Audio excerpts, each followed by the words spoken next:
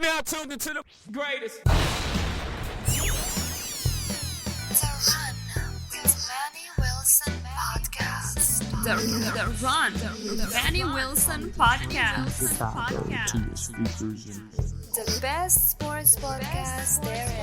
Yes, sir. You heard it here first. The best sports podcast there is, all the way from Detroit to Chicago to your speakers and headphones. Let's get into it. We got a great episode here for you today. All kind of sort of things happening. Special guest coach Darryl Hudson is coming in with us. Played overseas, done coached up the game, played in college. He done did his thing. So, man, I cannot wait to touch on all the things we have going on today. But you know how I like to do it. Before we jump into the episode, I have to put you on game with some of the things that's going on with the news, whether you heard it or not. So let's go ahead and jump into the news. All right, so the news that we have today for May 9th, 2022, news for the Run. Denver Nuggets, Nicola Yokic has won the Most Valuable Player award, but this is crucial here. He's going back to back. Not only is he going back to back, but I think this is more important than him winning an award. I be trying to tell y'all I'm right all the time. I don't understand why you don't listen. One day y'all gonna listen, and I say this all the time, but you know what? Let's bring up the clip real quick. Actually, as a matter of fact, we're gonna bring in the clip. Hold on, here it is. Let's see. Wait, I'm only gonna keep you for a second. Here it is. I just gotta let y'all know. Nicola Yokic is the most valuable player this year, and there's no other way around. I don't care about all that. This guy's more valuable to his team. Forget that argument for a second. Yeah, forget Let's that. talk Forget about it. the numbers. The but numbers. Let's talk about the consistency in the numbers. Jokic is the only player who's been averaging above a 50% average all season. All season. Literally every month of the season, he's been shooting above 50%. His last game the other night, 38 points, 18 All rebounds. right. That's enough. We'll go ahead. Y'all got to go on Instagram to get the rest of that clip. Go ahead, go on the Run Podcast, or I am Manny Wilson on Instagram. Check it out and find that clip. But let's keep going with the news that we have. So congrats to Nicola Yokic, first and foremost.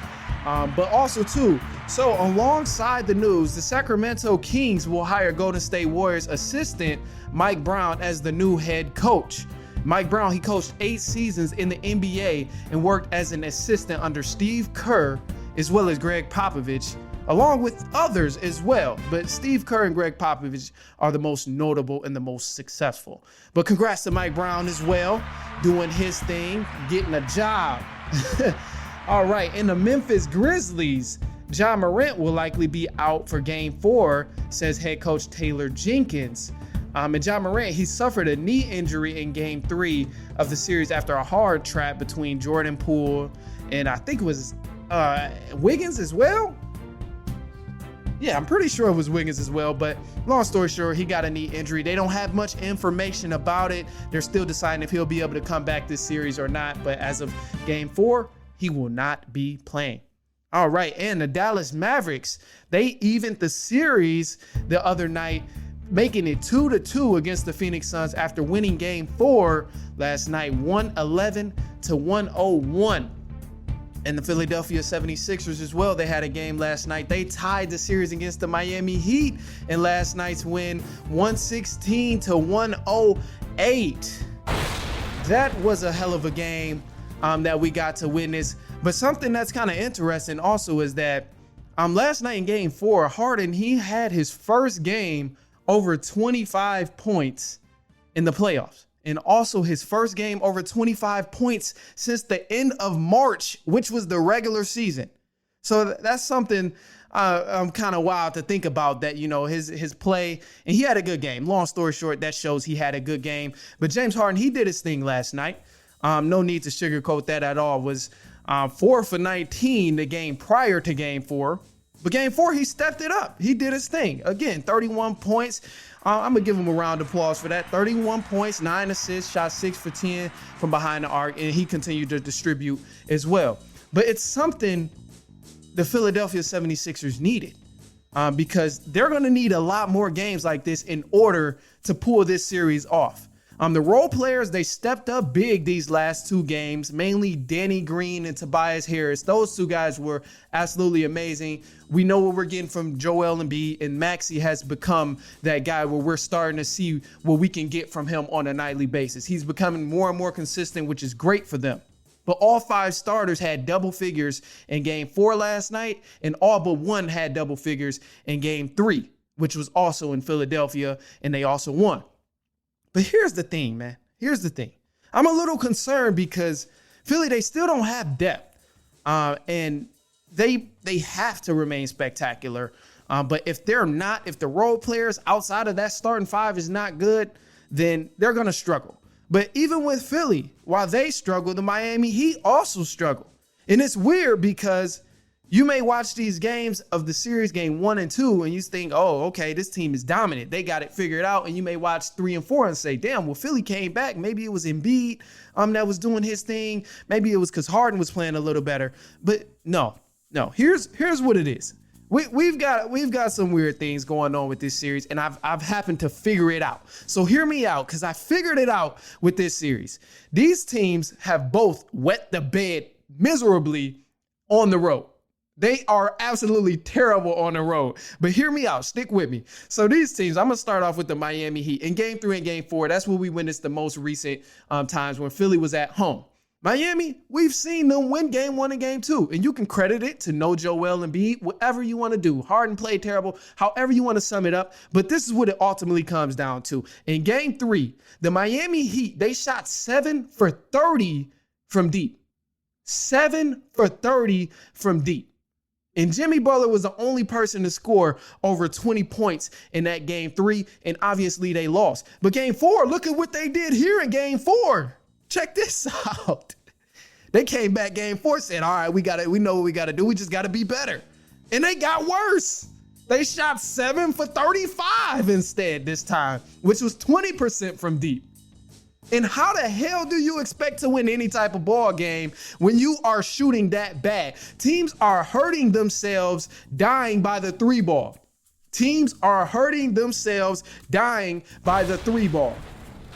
One more time. Teams are killing themselves dying by the 3 ball. Because let's go back into game 1 and game 2, where Philadelphia lost those 2 games and Miami was at home. Hear me out for a second. Just stick with me.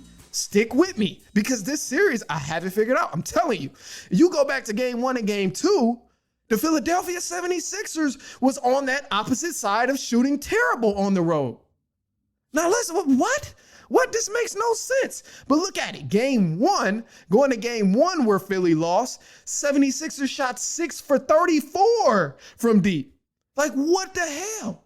When these teams are on the road, they are not good. They are, or they haven't been good. I don't want to put this all in one big block, but recently they have not been good this series. They've been absolutely terrible, because even going to game 2 with Philly, when we look at what was going on, they came back game 2, still no Joel Embiid, whatever. You can use all of that as an excuse if you really want to, but this is what it comes down to. Teams are dying by the 3 ball. The 76ers shot 8 for 30 in game 2 from deep.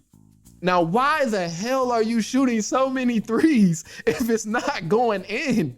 Stop, please. Figure something else out. You're killing yourselves literally trying to make a comeback or trying to force this 3 ball to drop, and you're not making anything, because we see here from both teams that each time they've shot the ball this horrible, they both lost. They've lost. And it happened to be when one team was at home, the other played terrible. Or when the other team was at home, the other team played terrible. You get what I mean by that. But ultimately, this series here is going to come down to who can win on the road and who can protect home court if you're Miami. So Miami has to protect home court. Philly, they have to either steal a game or come out on the road and ball. They have to ball. They have, because they don't have the home court luxury. Because even when these teams were at home, you look at Miami playing at home each time, percentages were much higher and much more efficient. Their 3-point makes were doubled when both of these teams played at home. And that says something right there.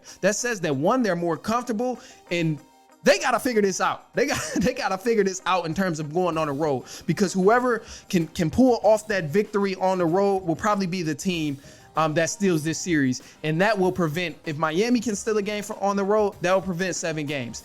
If Philly can steal a game on the road, that will probably prevent 7 games. But if each team protects home court and nobody steals a game, it's going to Miami. It's going to Miami. Give me a round of applause. That's going to Miami if no one protects home court, or if they continue to protect home court, and that's all from that point. But as far as these teams here, I'm going to go ahead and stick with the villain. So I'll be going with Miami here. I think they're going to be the team that's just ultimately going to continue to protect home court and pull it off. But that's all we got here. Let's go ahead. We're going to move on. Again, as I mentioned, man, we got Coach Darryl Hudson coming in. This is about to be a crazy, cool interview here. Cannot wait to get him on the mic and chop it up about basketball and about his story of playing overseas and the adversity he's faced. This is about to be great. So what we're going to do here, we'll take a quick break. And then once we come back from the break, we're jumping straight into the interview. So let's go ahead and do it. We'll hit you with a quick break. Stay tuned. We'll be right back.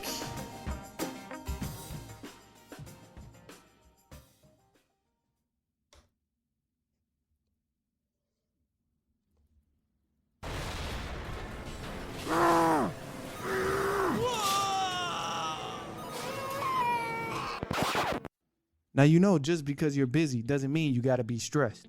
I'm crazy busy right there with you, but it can be easier. Next time you're on a run, just make it more fun and listen to The Run with Manny Wilson.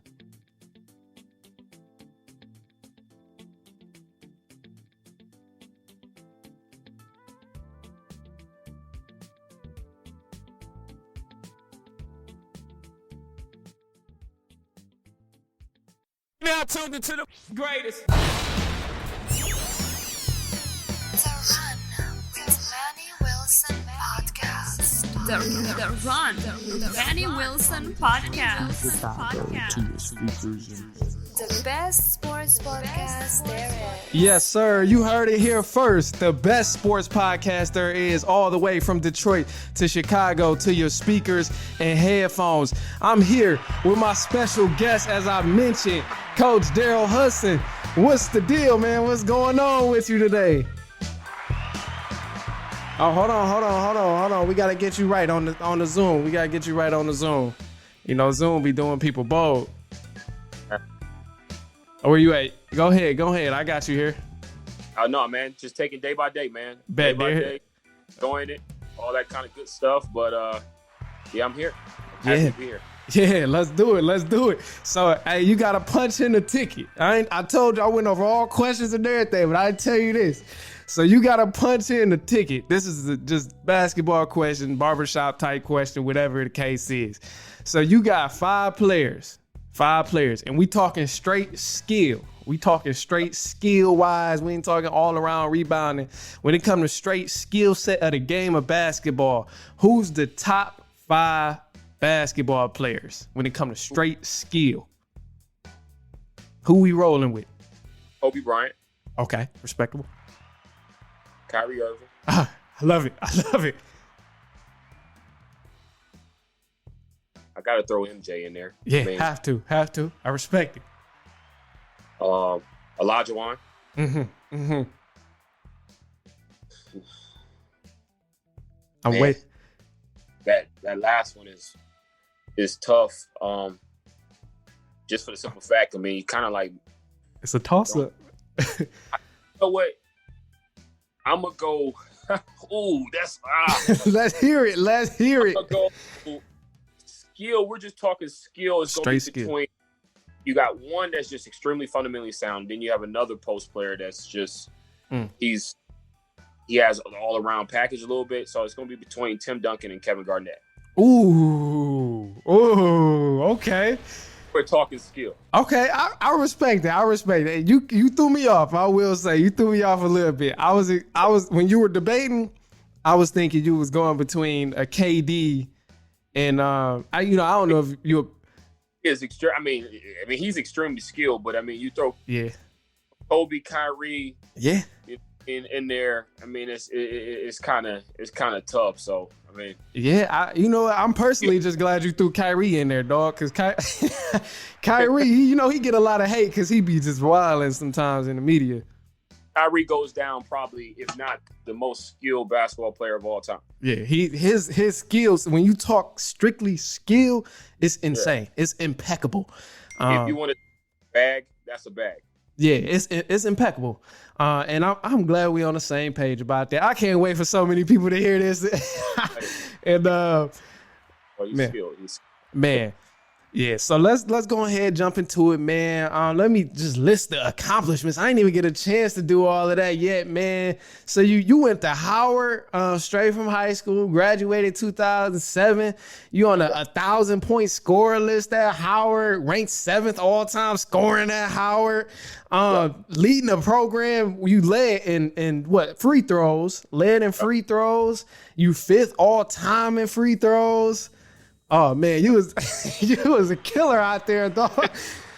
This probably has changed the scoring thing just for the simple fact that I'm old now. But I mean, I should be up there somewhere. Hey, yeah. From what I heard, man, or last time I looked, you was still up there, and there was a lot of people that they were stagnant. Like it was people that second place had this record, just because they numbers was still stagnant. Right. Yep. So I noticed that last time I looked, and also too with the free throws, you're still 5th in all time in free throws. Yeah, hey, try to at least. Yeah, you still up there in free throws. I peeped that. But leaving Howard, you went to go play overseas. 7 seasons, right? 7 seasons. Between 7 and 9, it was kind of chopped up. I know people were probably thinking like 7 and 9, but I throw 8 in there because that last year in Luxembourg was kind of a blur. So about 8. Man, yeah, that's so dope, man. And that just kind of bring me to a thought. What was that environment like? Switching from standard United States basketball and then going overseas where it's like probably a language barrier. It's probably like you don't really know too many people because you're just there to hoop. You trying to just play. What was that like, man, that experience? I mean, the experience was incredible. I mean, going from different countries, every country has different cultures. They do things different ways. As far as like stores closing at a certain time, it could be 7 o'clock. I mean, they shut down everything. The city in Paris is just jumping like New York all day. Yeah. So we're going. You could be in Sweden, in a Scandinavian country, Sweden or Finland, and it get dark real quick. But food is good. So it's kind of like, it's like a give and take in different countries. As far as the language barrier goes, I kind of went at a great time because everything it was Americanized. So when you went over there, obviously they spoke their own language. I give you an example. For instance, when I was in France, there's something about being over there where they kind of want you to speak their language. But you do find people over there that they're going to help you out by speaking English or whatnot. Right. But everywhere I really didn't have a problem. I kind of picked up the language just for fun, just to actually be able to communicate with the players over there. So I went at a perfect time where everything was kind of Americanized. That's what's up, man. That's dope. I always thought about that, especially with like me recently finishing school. That was something I wanted to do, is like go abroad, go study abroad.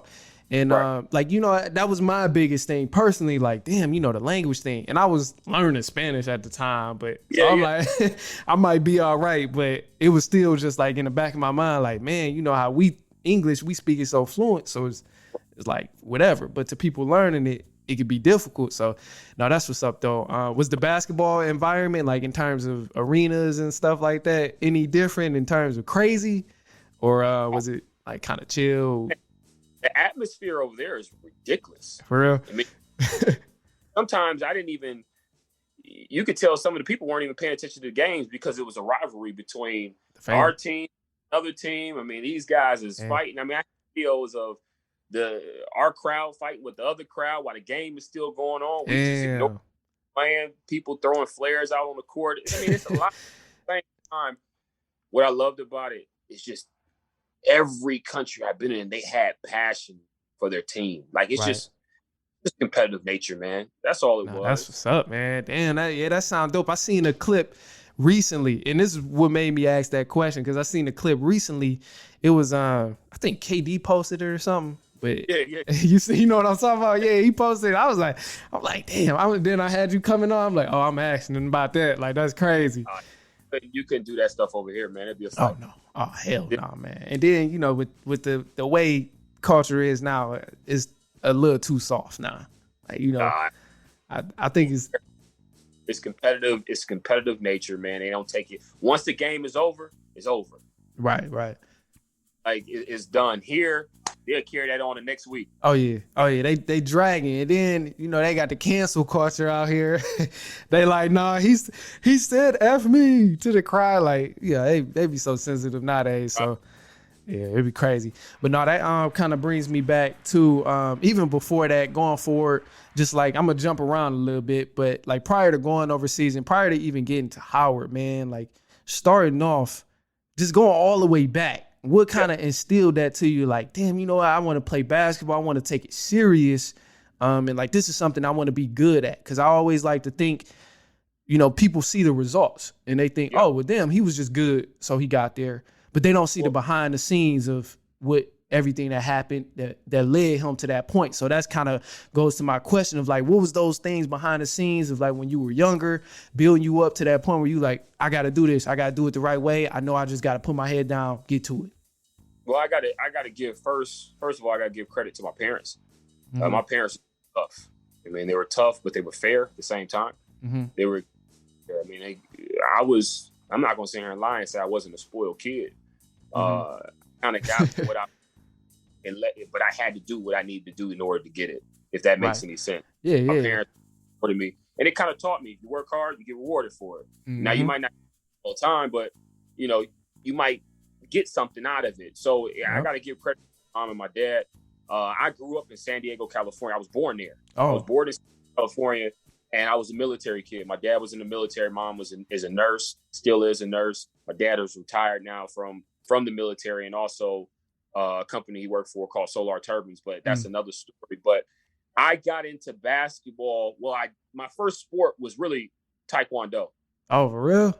Yeah, I got into Taekwondo basically to teach myself discipline. You know what I mean? Right. And then maybe Taekwondo was on fire then. I don't know. I mean, I grew up being Bruce Lee and Chuck Norris and John Claude Van Damme. Right. So, that was popping during that time, huh? you can tell me I was in the Power Rangers back then. Hey, nah, I feel it, bro. I feel it. I was back when I was a Power Ranger. I was morphing in the bathroom. You know what I mean? I was morphing time.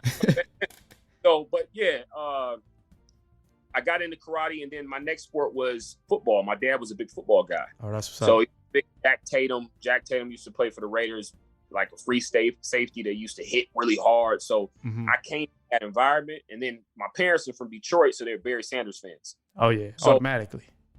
Football. So going into taught me toughness. Right. So you got the balance of Taekwondo, which is, the mental. Then you got football and physical. But I mean, my parents put me in everything. I just gravitated to basketball, and ever since then, I just kind of just took off with basketball. I was still playing football until the 8th grade, and I got rid of it going into high school. But my parents were just tough, man. They just taught me how to work. Just told me, they were never satisfied with anything. I don't think my mom and my dad ever told me, like, you made it. Right. right. Nah. My mom was always like, and keep going. Yeah, good job, but you still got more to do. Still got more to do. They said good job, but it was like, yeah, good job, but you could do more than what you did. Right. So that kept you pushing. It kept me. It's always a level that I can never obtain type thing. You know what I mean? Yeah. So that's where I got it from, man. I got it from my parents, and then my grandma, my granddad. They were all tough, man. They instilled the same thing. Nah, that's what's up, man. It's important too, though, and something that you mentioned too when you said like, you got what you wanted, but it was more so like I had to do what I needed in order to get that result. I had to work for whatever I want, and that's something that's extremely important. And I like to think, regardless of whether somebody was spoiled, whether they wasn't spoiled, either way, I think that lesson is something that's so much bigger than oh, what was the result of getting this, or what was the result of getting everything this person wanted? Like knowing that, damn, if I work hard, I can get where I want to be. That right there says so much, and it sticks with you. It's something that's gonna stay with you. Like, gotta be a balance, man. Don't get it twisted. Every time I did something around the house, whether it was wash the dishes the right way, clean the bathrooms the right way, my dad didn't bring in a pair of Jordans every time. Like, right. A 3.5 on my report card. He didn't bring in a new bike. Right. You know what I'm saying? Like, it was sometimes things was just unexpected. Sometimes it was you supposed to do that. Yeah. Hey, no, for real. That happened to me a couple times, man. Like, now that I'm old, even when I feel like I'm doing the right things, I don't look for a handout. Like, I should be getting this. So it taught me a little bit of, that's what you're supposed to do. You're supposed to work hard. You're supposed to get good grades. You're supposed to make free throws. Yeah. You're supposed to sprint and win every sprint in a down and back. Like, those are the things you're supposed to. You know what I mean? So no, that's true. That's definitely some lessons in there. And even moving forward too. So as you did get older, you got that instilled in you. You're like, I'm working hard, whatever I do, just because like that's what I'm supposed to do. And then you get to a point, you playing basketball in high school. Tell us about that time period of like senior year. Was it offers and what was that like? Let's hear that, because you went to HBCU. You know, that's love, and you give back to HBCUs because you coached up there too. But my high school career I really look back and I think everything that I went through at the time. I was pissed. I'm not going to say a lot. What happened? What was it? My ninth grade year, I had one bad grade. I tell this story a lot. I had a bad grade in the class, a physics class, and it was progress reports. Oh. Don't count progress reports. Yep, it's not on your record. Counts. So I got kicked off the team, so I didn't play my ninth grade year. Damn. You know what I mean? I got kicked off the team, but I had to watch every game. So that was punishment. I mean, it's one or two things. I can go home and get my butt whooped, or I can watch the game. So if my mom decided to whoop me and I still play, what lesson did they teach me? It's okay to get bad grades. Or I could take basketball away from him because he loved it, make him watch everything, every game, and he won't make the same mistake again. So I had to watch every game. I learned my lesson. So my sophomore year, I ended up playing JV. Okay. My junior year, I played varsity, but I was coming off the bench. Didn't make an impact whatsoever. You know what I mean? But that summer, I remember a coach telling my dad came to him and said, man, what do you need to work on? And he was like, Darryl is probably going to be an NAIA player. And I'm not shooting down NAIA schools because I coached I was at an NAIA. But my goal was to be a Division I basketball player. And he just told me, he's like, I just think Darryl's just going to be mediocre. And that summer, to make a long story short, I just worked my tail off. Going into that senior year, I ended up being one of the top players in Michigan. You know what I mean? Sir. Like team all Detroit and all that kind of crazy mess. But that whole season, I didn't have an offer. I think I had an offer from Fair State at the time. I have any offers. And all of a sudden, I get a phone call from Aki Collins. He was just coach at Howard at the time. And he was like, hey, we're going to come to the game. I'm going to bring Coach Frankie Allen. Frankie Allen was the head coach. Came to a game at Ipsy High School, and I ended up playing. It was kind of like a movie, man. I was just playing really, really well. After the game, they just offered me after the game. So I didn't even know, to be honest with you, I knew nothing about Howard University. Nothing. And that sounds so bad. I didn't know any history. I didn't know Wale, P. Diddy, and all these famous people going word, all that. I didn't know anything. But I remember getting that offer, and my mom she's the one that committed. I didn't commit. Said, boy, you taking your behind the house. Hey, listen, if you don't got anything, how you gonna pass up on something? Yeah, that's true. And that was all she wrote. That was it. That's the story right there. And I then, committed. Damn, that's crazy, dog. That's crazy. And then from there, you was at Howard. You was hooping at Howard. Oh man, listen, me and you can talk hours just about Howard University. But that was. Hey, I know how y'all alum do, man. I already know how y'all. I know how y'all alum get down when y'all get to talk about Howard. Man, different animal, man. That's a different animal. Being at Howard University, again, it just added to the toughness. I mean, playing amongst your peers. I love the Black community. You know what I mean? Right. They gonna tell you how you playing like trash. They gonna tell you how it is. Straight no sugarcoating. Ain't no sugarcoating with nothing. It, you know what I mean? Yeah. It is what it is. I mean, and then you just had to focus because there's so much stuff going on during games. It could be ooh la la's dancing and people. It could be anything going on. It just taught you how to just dial in and focus on the basketball game. But I loved everything about Howard, man. That's the real HU right there. Hey, yeah, that's what's up. I ain't never been in no Hey, it's crazy that I say this because now I say it sounds kind of crazy, but I never been in no HBCU game like that for real. So I ain't never even had that experience. I've been in a couple college games and stuff and seen how atmosphere is, but you know it's different when you talking HBCU, like whether it's homecoming, whether it's like football game, because it's talent outside. People are there to watch some of the talent outside of the particular sport. Some people are there for the band, some people are there for the dancers, some people are there like just to socialize. Like it's so many different aspects. So it's crazy that you say that focus part. Man, it's a big event, man. Everybody's coming just to kick it, have a good time, man, and just chill, man. Like you said, it's not really about the game like that. It's just everybody come together and cool out and have a good time. That's what's up, man. That's what's up. And then while you was at Howard, you had an elite class while you was there. You was in an elite era of basketball, dog. Like I always say that was like one of the most skilled eras of basketball. That 2000 to 2010 era, that was an elite era. And I gotta ask, who was like one of the players you played where you was like, this dude, this brother giving me hell, or like I can't do nothing with, like I can't do a damn thing about him right now.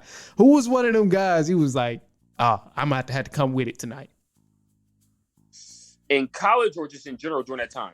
Let's do college first. I'm gonna jump overseas too. We're gonna touch on overseas too, but we're gonna flip the question a little bit. But we're gonna start off with the college. Now I'm gonna mess your head up a little bit right there. Got you thinking. You know what's crazy? There was a guy at Georgetown, if I'm not mistaken, I think his name was Brandon Bowman. He was dark skinned, just athletic, man. He was super athletic. He played for Georgetown. He was pretty good. And he was playing, he could jump out he's a wing, he could jump out the gym. But there was a guy, he played for North Carolina State. His name was Julius Hodge. Julius Hodge, he was like a 6'6", might have been taller than that, 6'6", 6'8" point guard. He was tough. He was tough. And everybody else, man, it was kind of like a blur. I can't really remember who I played against. We played so many good teams, but my mentality every time going in was kill. Screw. Like I never really starstruck at anybody. Right. You know what I mean? I got you. All about, I had that little big man syndrome. I come from Howard. Nobody knows who we are. Yeah. So if you're supposed to be like this, then I'm about to come at you. That was just my attitude. So I really wasn't looking on a scouting report. And if I was, it was like, oh, he got to guard me type thing. Right. Nah, yeah. My toughest competition was probably my teammate, Louis Ford. He was about 5'3", real short, led the country at one time in assists. He was tough, man. Damn, 5'3"? Yeah, he was tough, man. Damn. He was like, at that time, he was tough, can jump, can defend, can shoot. He could do a little bit of everything, man. So Louis, he brought it every day in practice. I mean, his practices were better than what he was doing in the game, man. He was so tough. So that kind of rubbed off on me. So if I saw that every day, he's always like, yo, D, man, fuck them. Like, you know, right. He was coming with it. So you like, I gotta come with it now. Like, I ain't about to be lacking. Exactly. If you're watching a guy 5'3", man, playing hard every night, you got no choice but to play hard if you're 6'4". Damn. So you ain't lying. Damn, 5'3". So, in high school, I mean, not in high school, in college, it was probably those tier guys. But then when I got to the pro level and I had a Cleveland Cavaliers workout that was set up for me, it was probably Kyrie at the time. Oh, damn, for real? Kyrie at the time, and I mean, Kyrie don't know who I am. I was just in there just working out at the time. Right. My uncle was working for the Cleveland Cavaliers, and I came in there for a workout, and Kyrie Virgil and Deion Waiters was in there. Yeah. And Kyrie was just tearing me in pieces, man. He was just all that I see on TV right now. Man. So he was something special then. He's even better now. Hey, that's the luxury though. Hey, not too many people people wish they had that luxury to be like, Kyrie gave me the business, dog. Like we played, he gave it. People wish they had that luxury, man. I don't know, you know what's crazy is I don't know if they wish that, because he'll probably make them quit. I mean, hey, I ain't gonna lie. I'm the type of person. I'm the type of person. Like, cause I played too, but like I played football, so I wasn't playing like varsity and stuff, cause I wasn't trying to do both and deal with the weight and all that. So I'm like, you know what? I'm just stick with football, whatever. I'll hoop on the side. But I was the type of player where it's like, all right, if I'm playing you and I know you like probably can give me the business, I'm talking. I don't care. I'm talking crazy. And my thing is, you said what? You got to do something, huh? Yeah, you got to do something. You're going to have me looking real butthurt to be like, all right, bro, I had enough. But other than that, if I know you that guy and you done scored on me, like this is pick up random, like talking trash. And like if we was to play, I already know you come with it. But if I was to score, it's over. It's over. I'm letting you hear it. I'm just saying. When it come to like, I know that person's definitely got it over me. It's like, oh, hey, I'm letting them hear it. It don't matter. Yeah, so. Right. Yeah, so I'm like, I wouldn't even imagine know what to do. I was to play against somebody like that, but it's also different too, because you was coming with it too, so you was that guy. So yeah, I'm looking at it from a completely different perspective, but it's still a luxury, man. That's dope that you can say you played it. It felt like I was on defense the whole time, because my job when I came in there was, I had to play a role, man. You got Deion Waiters with the basketball in his hand all the time. The other guys, Kyrie's on the other team. Deion's not guarding Kyrie. Somebody got to guard. So I felt like I was on defense. And I probably shot the ball the whole time I was there, maybe 7-8 times. Really? Man. Out of games, you know what I mean? So damn, right. Yeah, and that kind of made me think of something too, man. Like you mentioning that, like how you only would shoot during that time, how you only shot the ball a couple times. Talk about that, like when you take your game and elevate to the next level, because that's top tier talent. That's professional talent. And you coming out of college, like a person can be the man in high school, go to college, be trash, or be the man in college, go next level and not be nothing. Talk about like that gap of skill, like from jumping to high school, college, NBA, overseas, like whether it's somewhere else. Just talk about that gap. I got to hear about that. It's a huge gap. High school, obviously, high school, 9 times out of 10, you're probably the man on that team, so you get a majority of the shots. College, when you come in, you're going against maybe a freshman that was freshman player of the year. You got sophomores that's doing their thing on the come up, and you got seniors that's been there. So you have to find a way to create an avenue so you can get on the court. Right. And most guys, girls, they make a mistake by coming in there thinking that, okay, since I did this in high school, I'm going to go here, I'm going to be the man. And it doesn't work like that. Sometimes it does. And that's a small percentage, but you have to go in there and you have to make sure that you're willing to buy in. That's the main thing. So if I had to tell anybody, make sure you go in there humble and you buy in, because this guys that's in front of you or girls is in front of you that's better than you at the time. You know what I mean? You have to work. You have to work. And players that go in there with that attitude, like I'm about to go in there and be a man. That's okay to have that attitude, cool. Right. But you better do it. I'm just telling you that right now. Right. And if you go in there with that attitude and you tend to fail and you tend not to succeed a little bit, you better be able to understand, okay, well, I need to humble myself let me go here and let me figure out what role I need to play. Do I need to guard the best player? Because it's all about respect. When you go in there and you go in there cocky, you're going to lose respect. Bottom line. And I learned that early. My pops told me that as soon as I went in there, hey, man, don't go in there thinking that you this, that, and the third. Go in there with a high head, confident, and ask the players, hey, man, what y'all need me to do, man, to be successful and earn your trust. So it's like that overseas. And playing in college, I'm just going to make this up. I don't even know the stats. I think my first year I might have averaged 5. My second year I averaged 7. My third year I averaged 9. And my last year I averaged 14. So every year I got better. I'm saying, and then when I went overseas, that's a totally different animal. When you go overseas and you get a deal to go overseas, they're expecting you to go over there and be the man. Right. You know what I mean? Yeah, so it kind of makes sense. And if you're not doing it, guess what? You're on the next flight back home. So it's a different type of level. You know what I mean? Every year you have to be able to adapt. It's all about adapting. And every level you go, you have to adapt. And when I went to Cleveland just to go work out, I understood my role. Right. No, that's huge, man. I think I'm glad you said that, because that's game. A lot of times, and this is within sports and without sports, a lot of times I feel like it's distinct times where a person has to understand, all right, I got to go in here and play my role pretty much, or understand the role that I'm going to play, whether I'm going to come in and obviously respect everybody and figure out where I best fit in. That way I can elevate and get to where I want to be. And then there's times where you have to kind of channel that, like I'm that guy. I don't work for this. Like I need like this. It's time to prove what I do. And I think it's all in divine order when you got to plan that. And I'm glad you brought that up, where it's like going to that next level. You got to have that, especially going to college, because that's where a lot of people, they want to go play in college, and that's like something that's important. So it's like being able to channel that, like, yeah, I'm good, I did this, but these guys are also here for the same reason. They done did the same thing, or probably even more. So like I got to come in with that even respect. That's something that's huge right there. Yeah, that's something huge.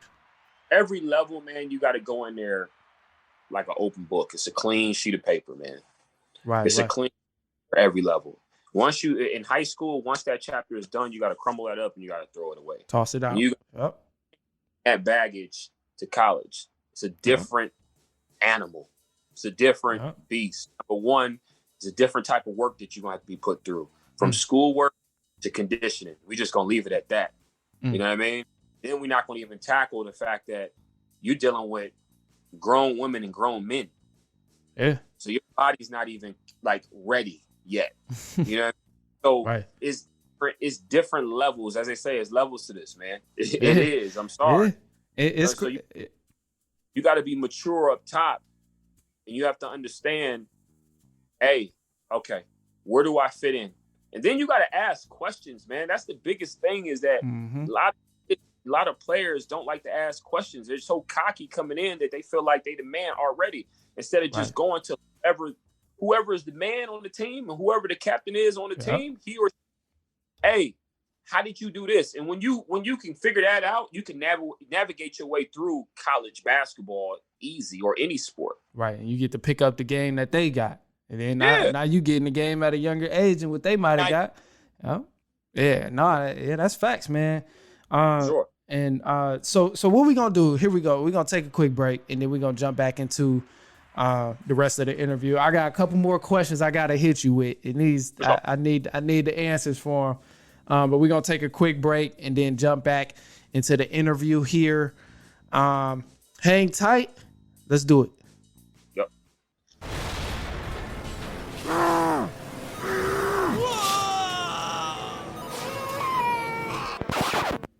Now, you know, just because you're busy doesn't mean you got to be stressed. I'm crazy busy right there with you, but it can be easier. Next time you're on a run, just make it more fun and listen to The Run with Manny Wilson.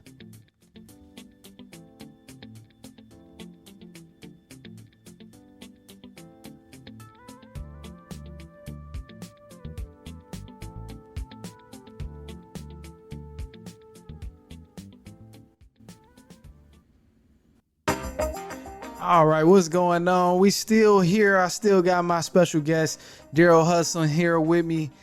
We kicking it. We talking basketball. He telling us about life, his game, the difference in his game. at different levels, all kind of stuff. So I'm hoping y'all enjoy it so far. We got a little bit more that we got to touch on before I let him go. You know, I got to hold on to these type of moments and stuff. I'm gonna get you a shirt too, man. That way when you training folks and you in the gym, you got you a Run Podcast shirt, throw on and get your hoop on with. So, Sorry, man. I'm a representative. I promise to promote. Oh yeah, I got you. I got you. We just gonna talk size and stuff, and then I got you. I'll get that to you. But anyway, man, before we keep going with this second half of this interview, and this half is gonna be a lot shorter too, just as a disclaimer. But I gotta have you punch another ticket.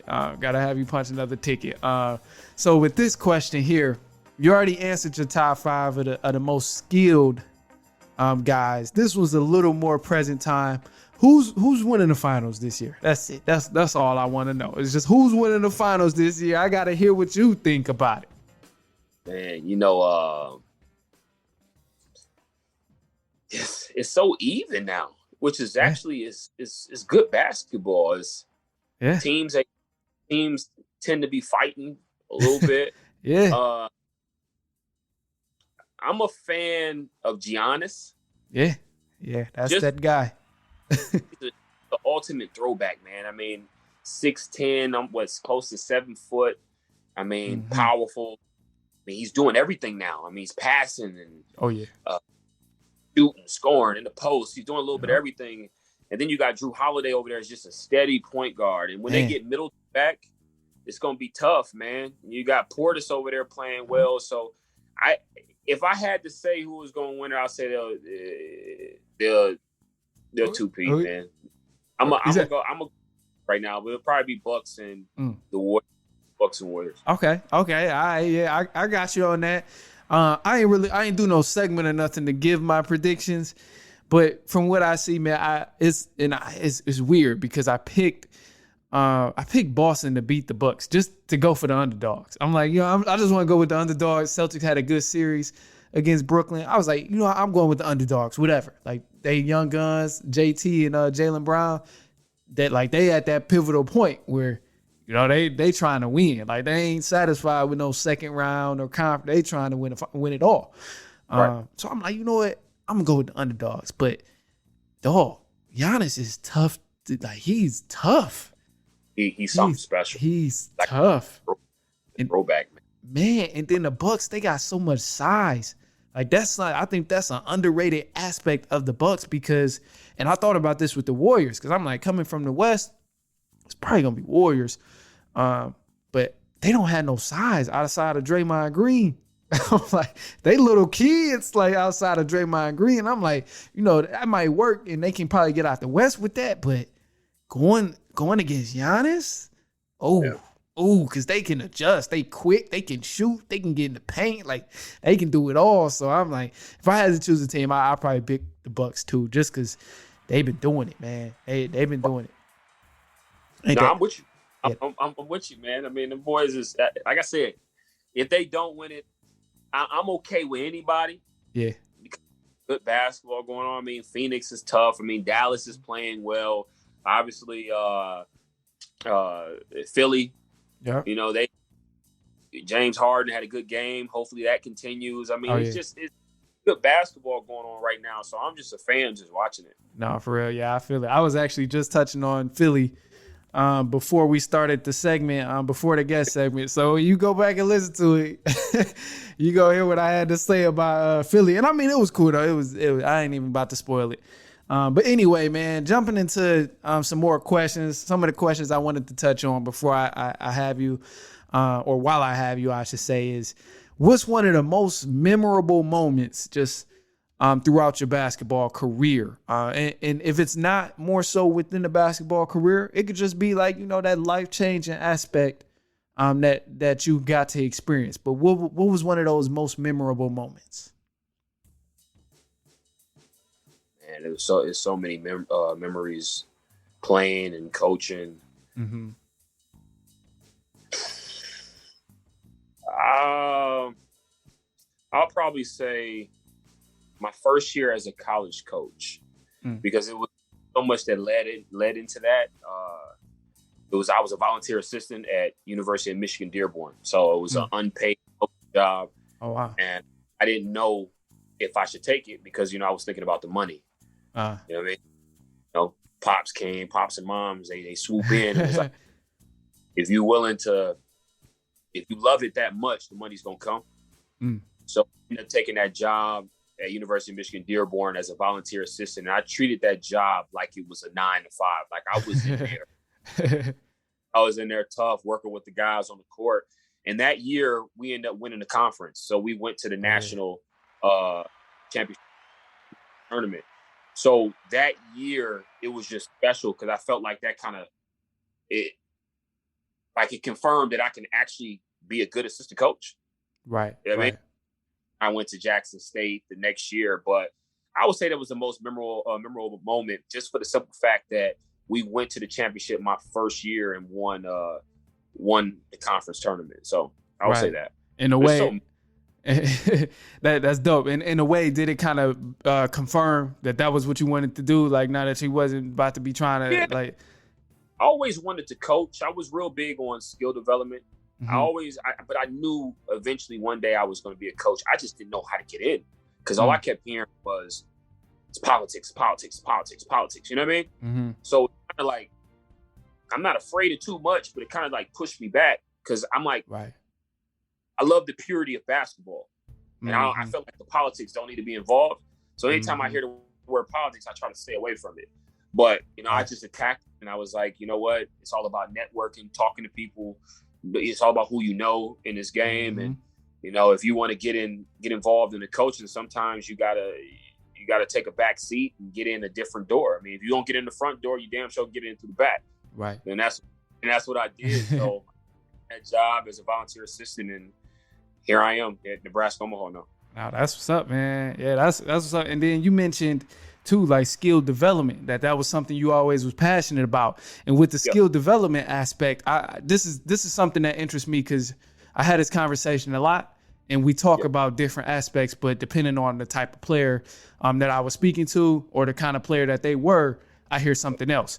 What's one of the most important skills to have when you talk about, you need to have this in your bag? If you're going to be playing basketball at this type of level, you got to have this in your bag. Whether it's IQ, whether it's an actual skill, whether it's a characteristic type of thing, what's that one thing where it's like you need to have this in your bag? The ability to learn.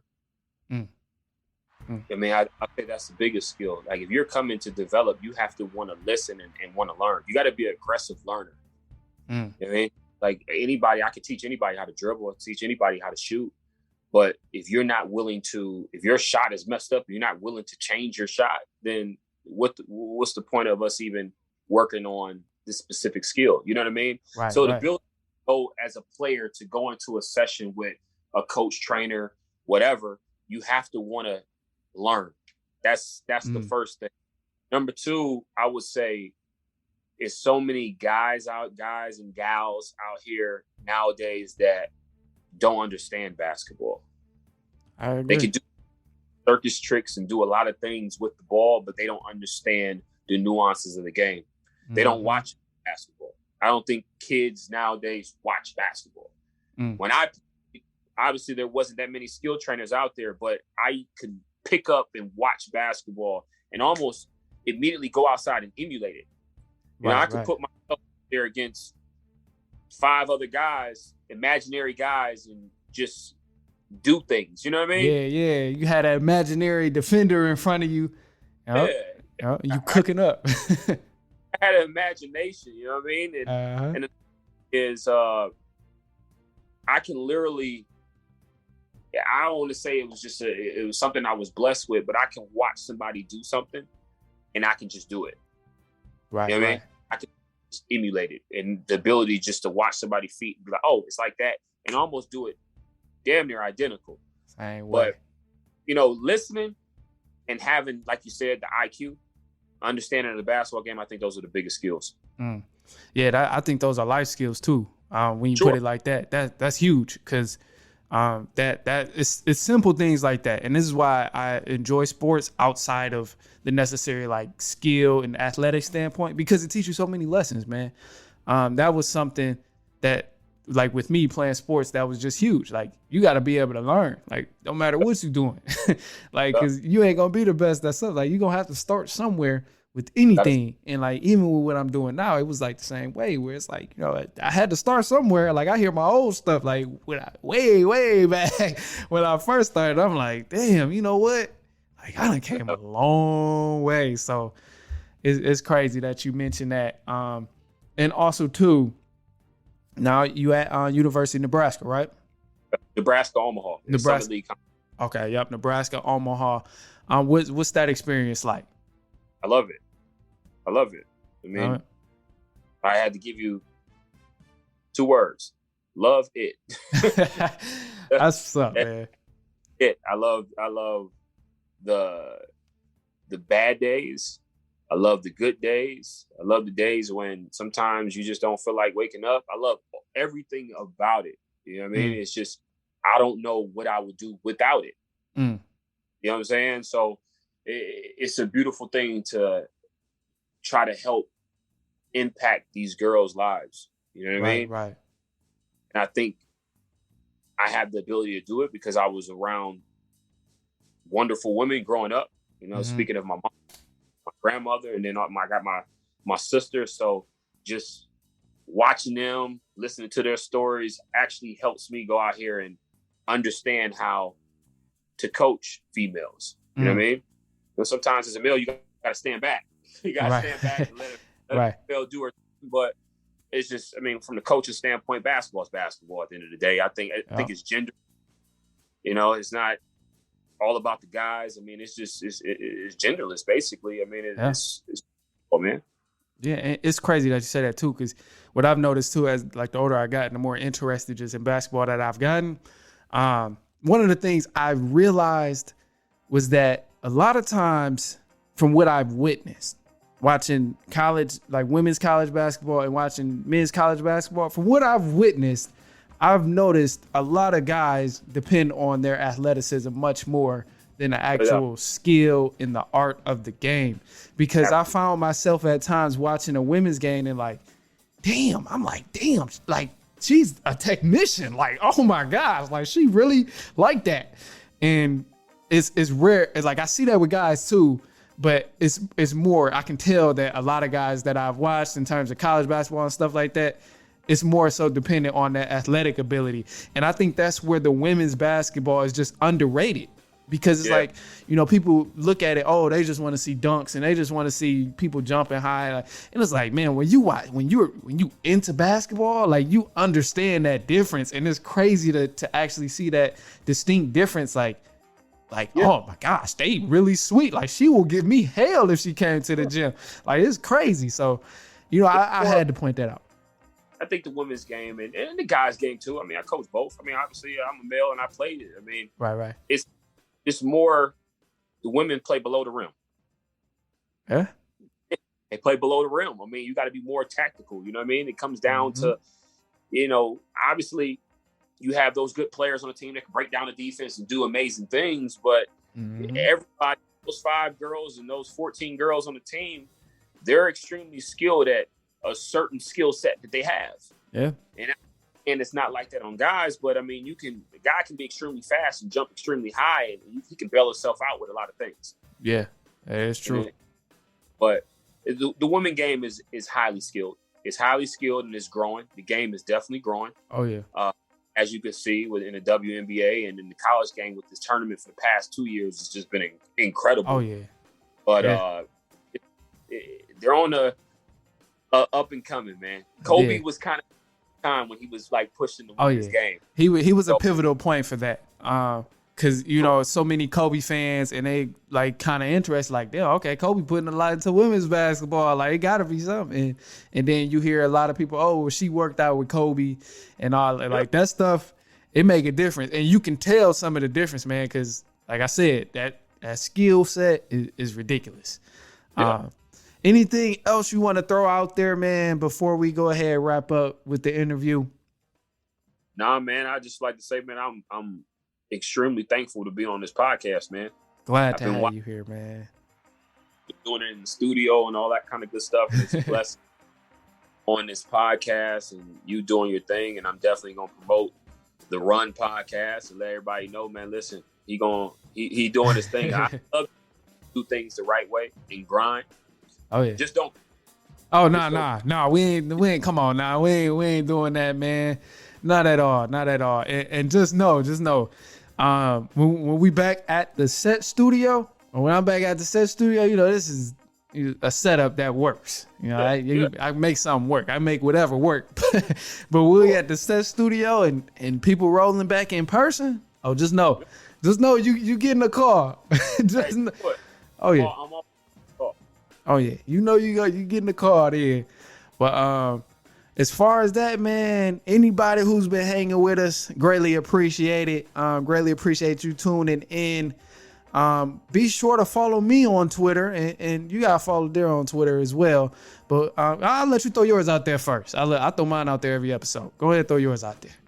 It's secret_is_work. So secret is work. So secret_is_work. That's the secret right there.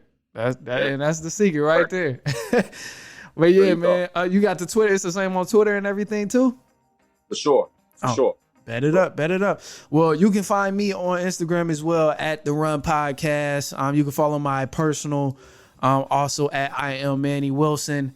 But yeah, so as far as now, we will be back next week, and so on and so on and so on.